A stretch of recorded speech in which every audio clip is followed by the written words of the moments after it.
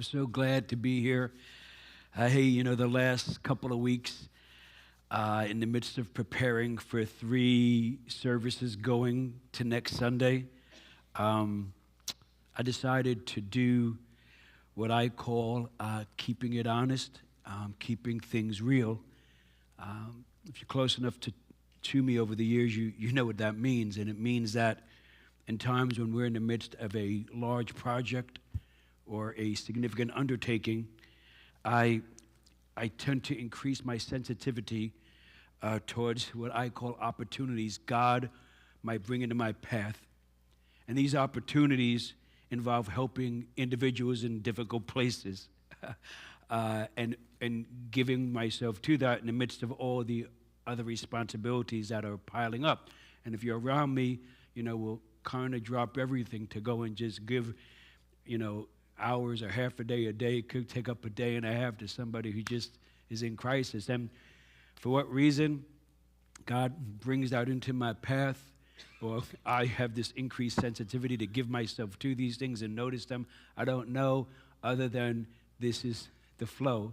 And I've just, say, hey, I want to keep it honest. I want to keep it real. It was a difficult week for me, especially this week. I was weary. I was struggling. It just all took a pretty significant toll on me. At one point, Christy and Justin were, wondering if they should take me to the hospital, seeing, my condition overall, the state of my weariness. But my thought is, in the midst of doing all the grand things of going to 3 services or doing a diner or renovating a building and all that, I don't want to miss people. And I know we say that we're doing this for people and for people to come to know Jesus, but then when somebody comes into our midst, I'm like, okay, well, let's stop paying the price now. Let's keep it real. Let's keep it honest. Let's be there, yes? It's just who we are. It's our heart. And so I am grateful that we get to come together and sing songs this morning and enjoy each other's company. We must remember that the church, the local church, is certainly a hope, an extraordinary hope to the culture, to the world. And I think it is the hope for our society, our culture, and the world. And this past week, I saw that played out vibrantly in my life and in the life of our church.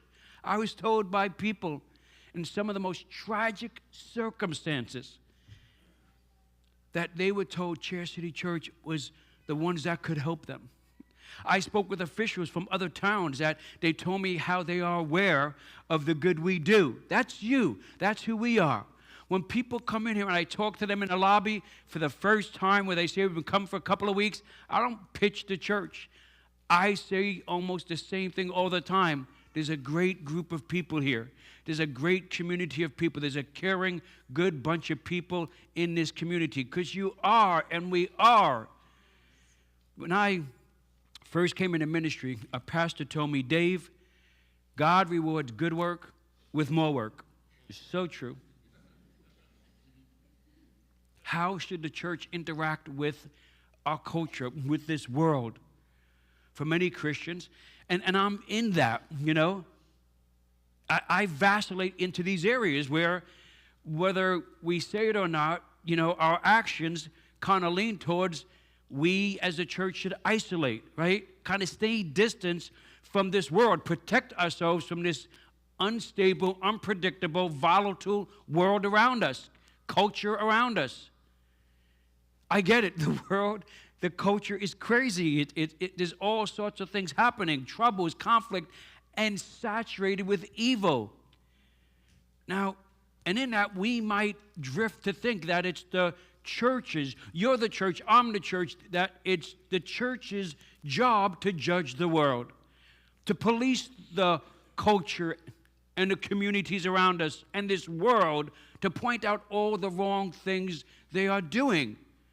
And then now, rationalize, justify keeping the distance from those outside of our midst, outside of our circles, those in this world, so we could see some right and they could see, seem so wrong.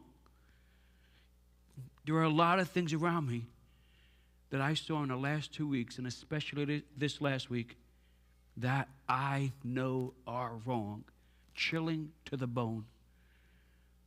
I had a lot of some of these feelings this week. I'm not saying the church should sync or mimic the culture, the world around us. No. Act like them. No. I'm not saying that. We've been called, which means we've been set apart. Did you hear me say that? We've been set apart, but not set aside.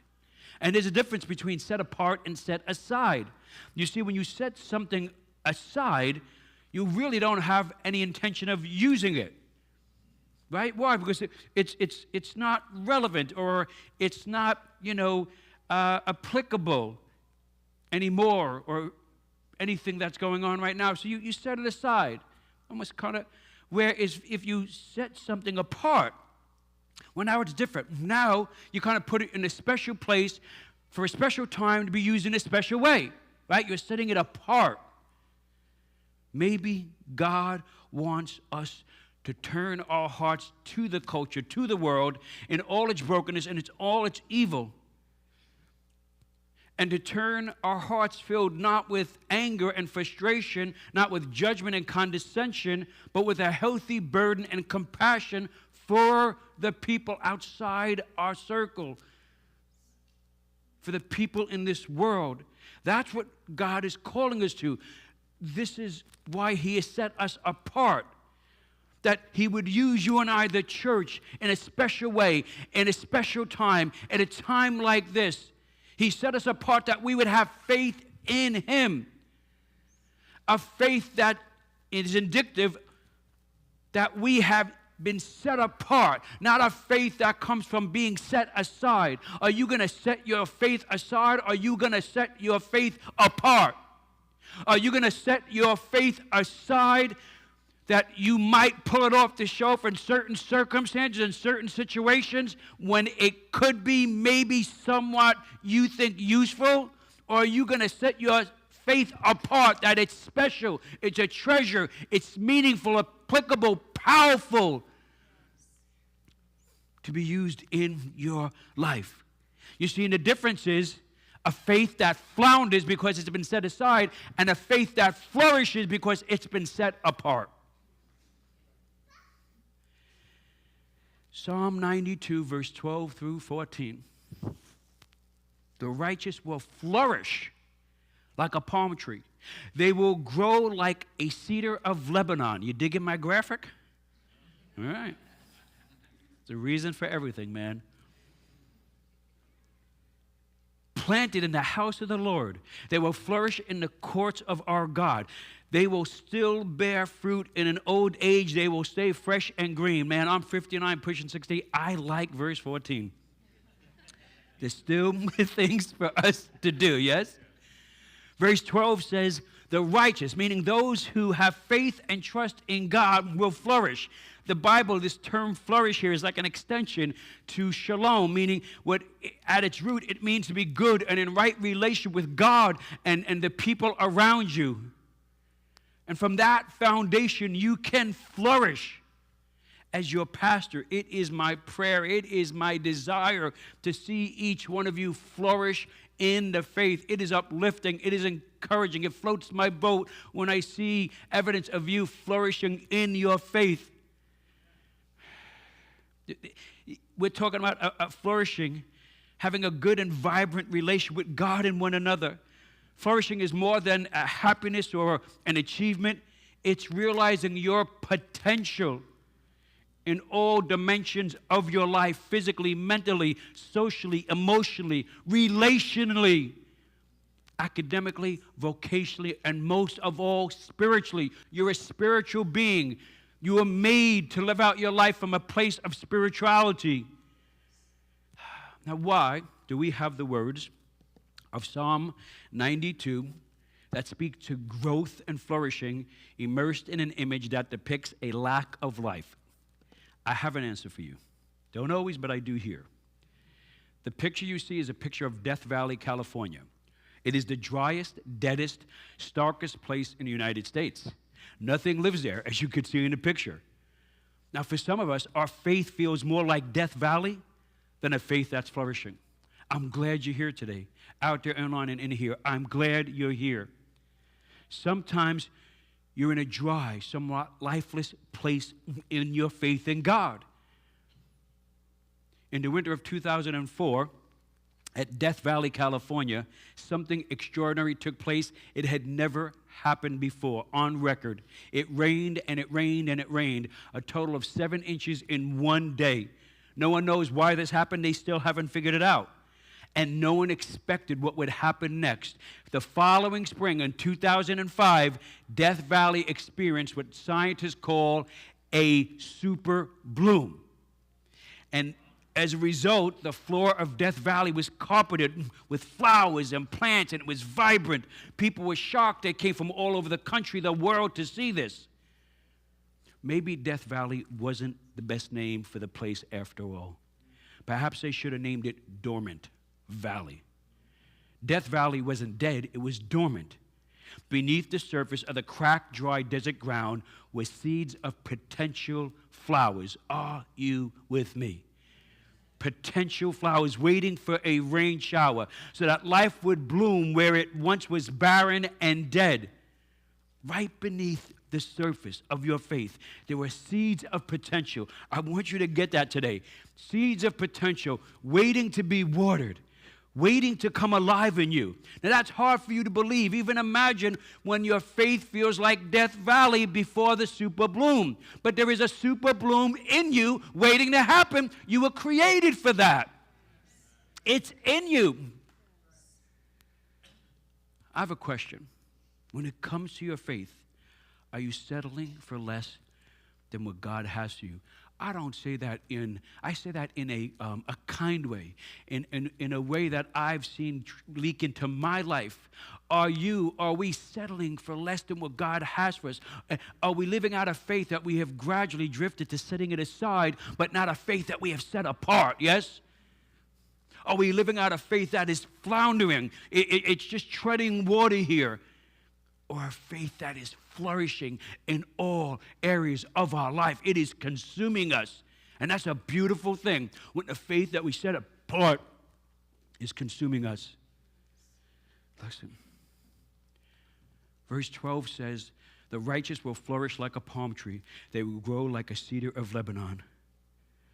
You are planted, you flourish. Christy has a shirt, bloom where you're planted.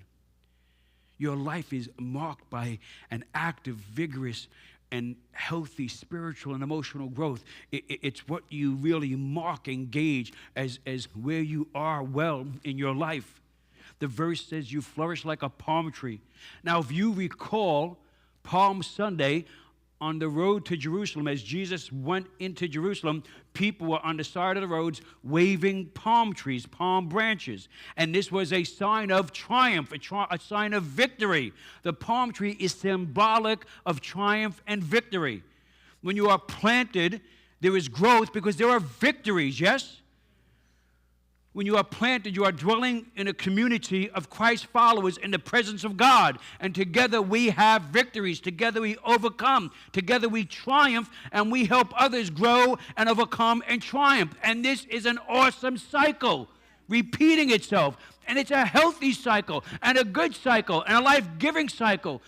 Some of us, and I've been there, we're living in unhealthy, life-draining, oppressive cycles. You might not realize that. You might not. But the next time you hit like what you consider the heightened, negative, heightened place within yourself, whether it's a depression or a rage or whatever it might be, a certain addiction, mark it on your calendar. Mark it on your calendar. And then often you somehow manage to just manage that turbulence, that negative disruption in your life. And you start again. And then slowly you eke back up. You etch back up to now that same really overwhelming negative place where now you aren't able to manage it and keep it together, and you're leaking out and you're spilling, you're overwhelmed, and now it's just all over you and all over the ones you love, whatever that is. And then it starts again. Just and you're going to see, wow, there seems to be a certain similar number of days. There's a problem, but it's not a problem, there's a pattern. There are problems, there are patterns, and patterns are cycles, and this is oppressive.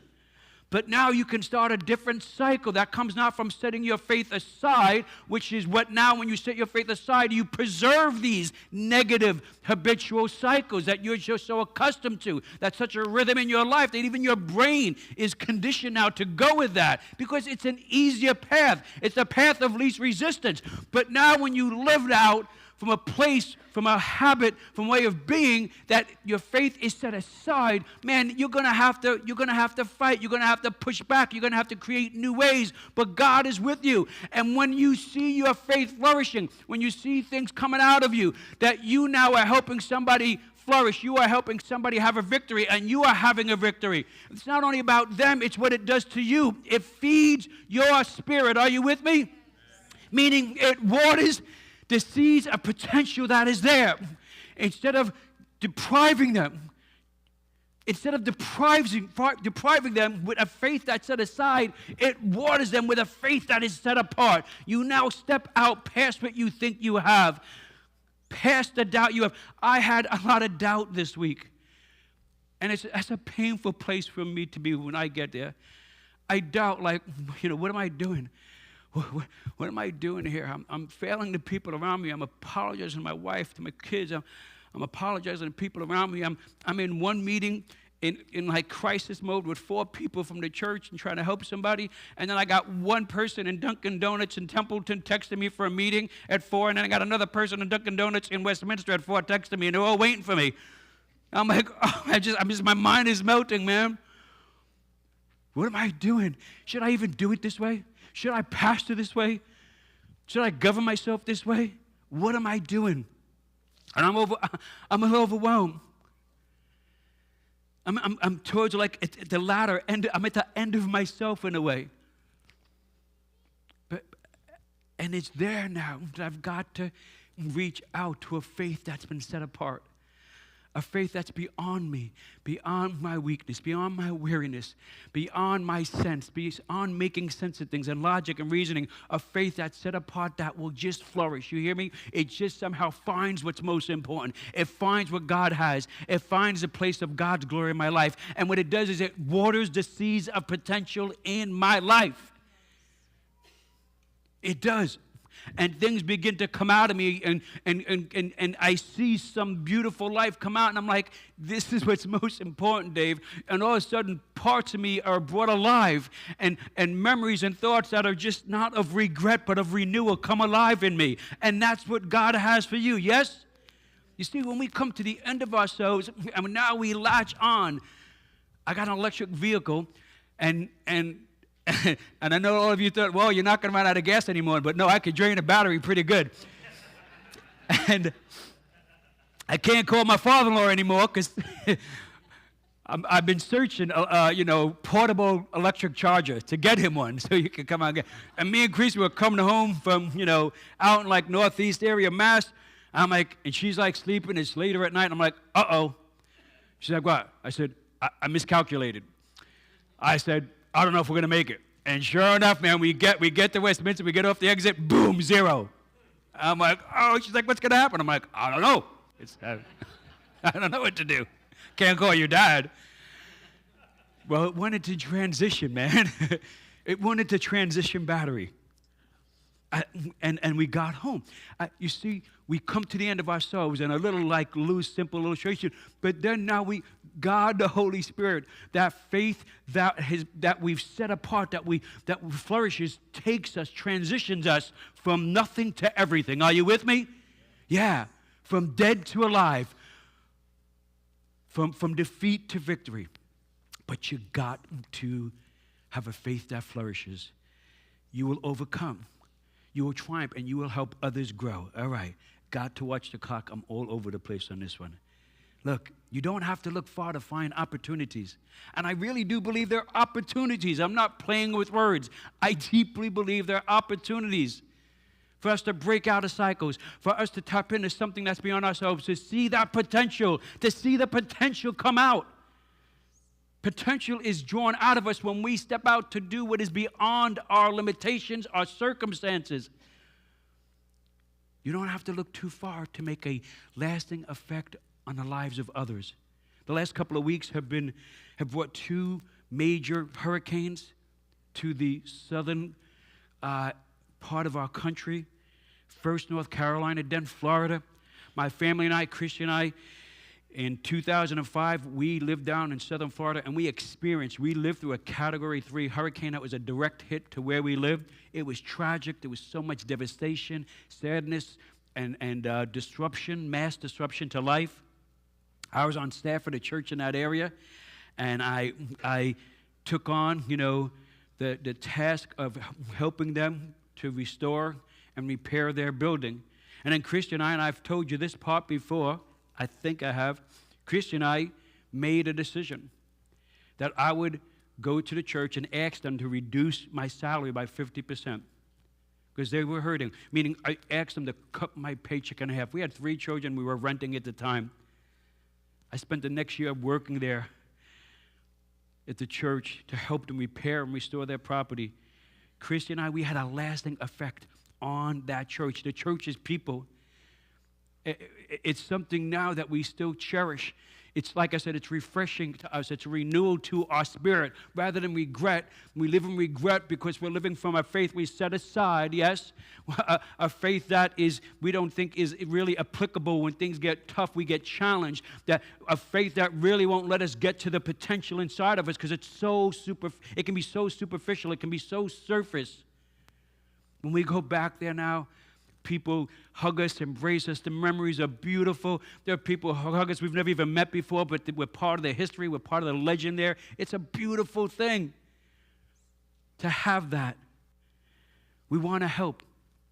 We want to take advantage of an opportunity here. We have 2 of them to help friends, meaning these are people that we're familiar with. We like to do everything through relationships. When we help out in the city, we build relationships with agencies, those that are doing things already out in the city. We come to know them, and we go slow, one event, one happening at a time, and we build relationships. We do the same thing with our missions. We do the same things with matters like this. The people here that I'm going to introduce you to are people that we have worked with before, we have helped before, we're familiar with them. Those we have relationships with, building the kingdom of God. It is about the kingdom of God, my friends. Let's look at the first video, North Carolina. For over 12 years, Mission of Hope International and Blessed Back Worldwide have partnered together to bring healthcare, education, and business training to our friends in Haiti and the Dominican Republic. Now, with your support, we're extending that partnership to respond to the urgent needs in North Carolina. In the aftermath of hurricanes, floodwaters are often contaminated with sewage, chemicals, and debris, putting entire communities at risk of disease. Clean water is critical for hydration, food preparation, and hygiene, and it can often mean the difference between life and death. Life and death. Between life and death. It means to differ between life and death. That's why we're deploying the AquaVast system. It's an advanced portable solution that turns any water into pure, safe drinking water by removing all of the toxins, the bacteria, and the viruses. This system has been a game changer in places like Haiti and the Dominican Republic, and now we're ready to make an impact in North Carolina. With this system, they can get clean water.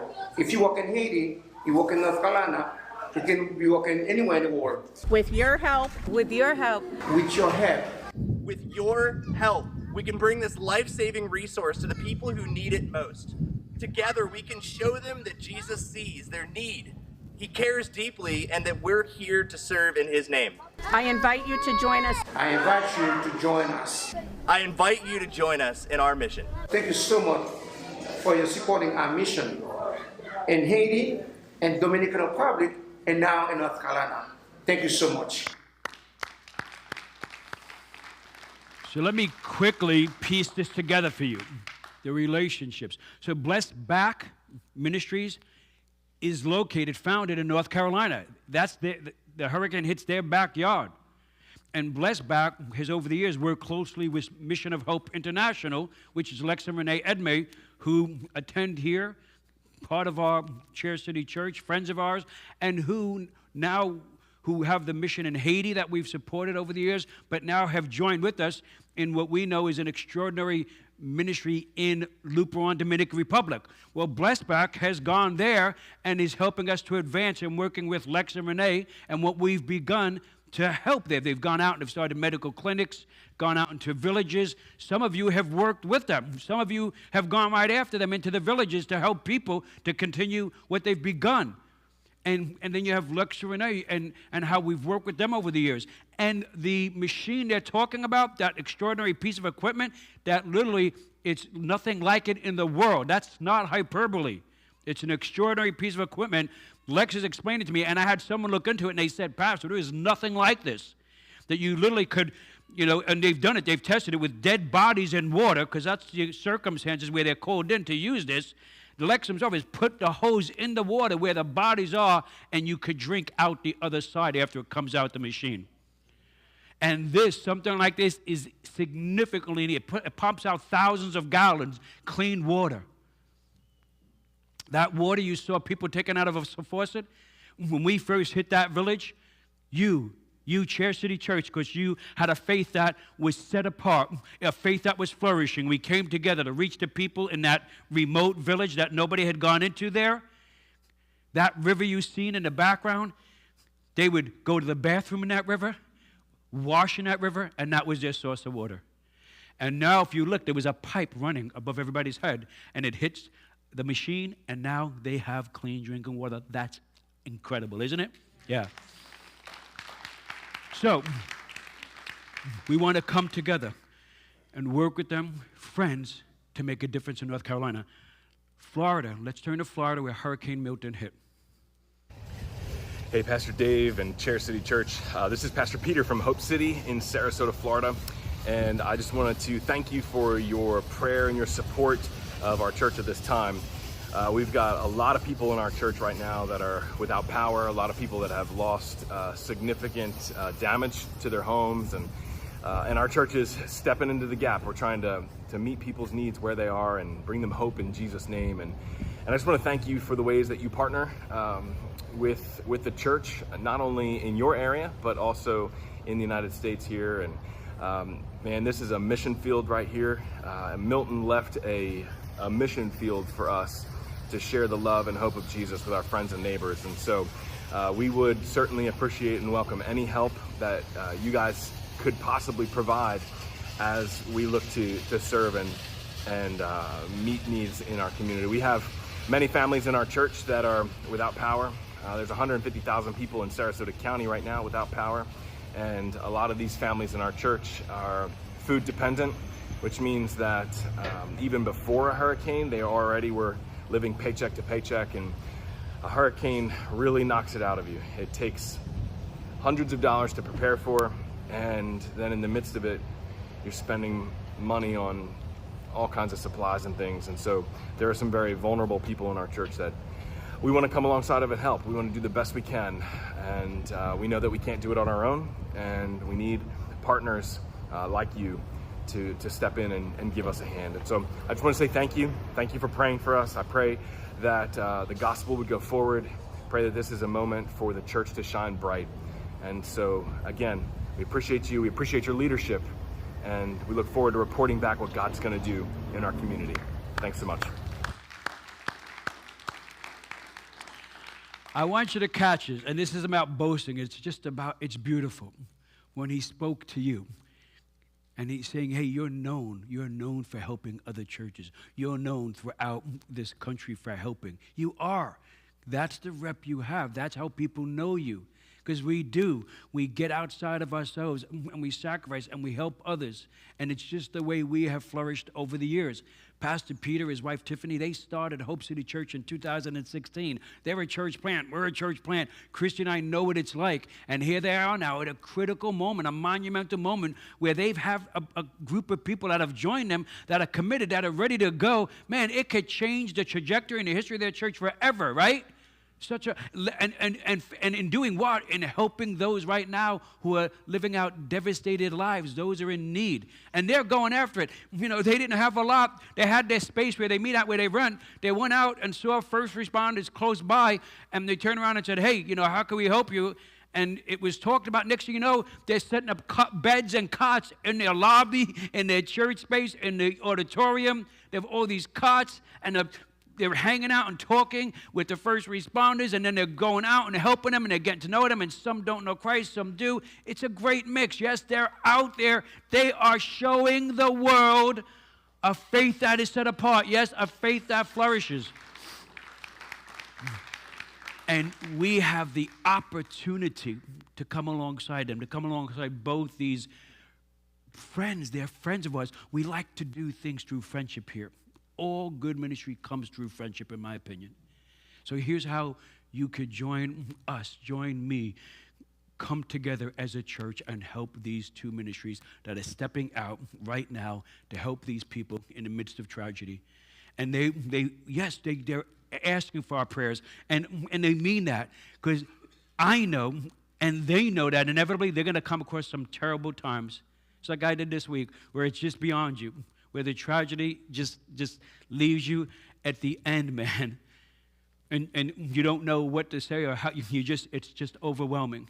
And it's in those moments that your prayers are so beneficial for them, to help feed their spirit. And they need our help financially to go out there and meet needs of people they know and people that God is calling them to know. Yes, somebody is out there right now waiting for us to have a faith that is flourishing. So here's how we can help them financially. Here's how you can. You can text, it's to 97000, CCC Hurricane. So CCC Hurricane, you can text the dollar amount to 97000. I'm going to try one more time. You can text the dollar amount to, how's it go? I'll just read it.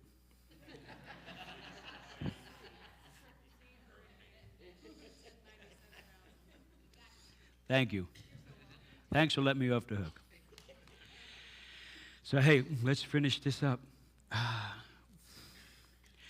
The palm tree that's spoken of in Psalm 92, it's durable, it's strong, it's lasting. And that's a faith that flourishes. It has lasting effects. And it's not only that what we do has a lasting effect in other people's lives, but it's in our life too, because it's feeding our spirit. It's bringing us out of those cycles. It feeds us to help us overcome our own struggles, help us achieve our own victories. The moment you and I turn our hearts towards others, the moment we now live out a faith set apart, we have a victory. All right, let's move towards the ending here. The first step to flourishing is to believe in Jesus. I mean, to believe in him, to desire to be with him, to desire to do what he did, to desire to follow him, to trust in Jesus, that he is the way to be right and to be good with God, to turn to him, to pray to him, to talk to him, to today decide forever to depend on Jesus for a faith that is set apart. Today, will you say yes to Jesus and take a hold of all the promises that he has for you? If that's you today, we rejoice. We want to know about it, and we want to give you some help in taking these first steps. So would you let us know that you've come to faith in Jesus today? In person, when you came in, you were handed a connection card. On one side of that card, it says, My Next Step, and underneath that, you could let us know, today I've begun a relationship with Jesus. Take that card, bring it out to the guest services table on the left side in the lobby, and they will give you a gift package. It's unique, different from the first-time guest, and it has some good information in there to get you going. Now, if you want to do this digitally, online, and in here, online, you can text Chair City, one word, to 97000. In here, in front of you in the back of a seat, there's a small kind of QR code. You can scan that QR code, and the connection card will, come up. Online, in here, fill it out digitally, and just let us know you've come to faith in Jesus. Send it in, and in a few days, you will get that gift package. But it's so meaningful for us to know this, because we will celebrate with you and we will be praying for you. Praise God. So, Cherry City Church, next week we go to 3 services. Yeah, it is good stuff, right? I encourage you to join us. Meaning, I don't badger people to come to church. I want you to come because you enjoy it. I've always, from the very beginning, that's always been our game. You come because you enjoy it. You're here enthusiastically. And that's what people feel when they come in. They feel the enthusiasm. But I would tell you, man, if you would join us as much as you possibly can in these coming weeks to see us set this off strong as best we could. Listen, to me, the gauge is really not as much, will this work, the number of people. The gauge for me is going to be, will we hold together? Will we care for each other? Will we regard each other? Will we love each other? And then whatever is to be will be. Justin and I think Tuesday, I was at a conference for pastors in another part of the state, and Justin was with my son. And I saw a guy that I know very well, a pastor, and I hadn't talked to him in, about 4 or 5 months. And him and I were talking about, because he went to 3 services a year and a half ago. And so I said to him, I said, hey, how you doing? And he said, honestly, bad, really bad. And I could see the pain in his face. And he said, yeah, we're going to go back to 2, just I think after Columbus Day, we're going to go back to 2. And that pain wasn't because, hey, you know what, we didn't have enough people in one of the services, so we got to go back to 2. I know that's not that pain. The pain is that comes from relationships fragmenting, people having issues with each other. That's the pain I saw. Hey, let's have a faith that flourishes, yes? Let's feed our spirits. Let's love each other. Let's come together like never before, yes? And God will do something wonderful in us, beyond metrics, but relationally. He's taking us on a journey. We won't know what that's about until we step out and get there. God is trying to tap into potential that we have. For what it is, I think it's to go to 3 services. Let's see what God has. We come together and we will find out, yes? We know we're in the right place. Listen, I cried out to God this week. I did. I did. And in there, I remembered. I remember how people rescued me, how they put their lives aside for me, how they sacrificed. I do. I remember. And in my weakness and my weariness, I found wonder, the wonder of a God that would touch my spirit in the midst of all that in a world filled with evil and pain, that I would be suffering because of doing good, that I am the person never thought I could be, that I am the person that I would look up to. When I would look at people, I would look up to them and thinking, yeah, I'll never be that person. And yet here I am. And here you are. Here we are, with the opportunity to live a faith set apart, a faith that will tap into and feed and pour rain and nurture the potential that is within us, a faith that will flourish in our lives and in the lives of our family and those we love. I tell you, eventually I felt calmness, still weary, but a calmness when I began to consider the pleasure and realize the pleasure of seeing people helped. It had a greater weight on me than my weariness, than the pain of my weariness. I began to exchange one pain for another. Well, a pleasure for a pain is really what I'm trying to say. Psalm 92 tells us we can flourish like a palm tree. Palm trees stand up to a lot of abuse, storms and wind. You see that when you're down there. The wind that breaks other trees doesn't break the palm tree. It bends, but it bounces back. You are meant to bounce back spiritually. It survives when other trees die. It has roots that go down deep to tap into incredible sources. You have so much potential, regardless of the circumstances, the struggle, the craziness and evil in this broken world. My friends, let's you and I make a lasting impact, and not only on the world outside of us, but inside of us right now. Let's feed our spirit. Let's water those seeds of potential. There is so much in you.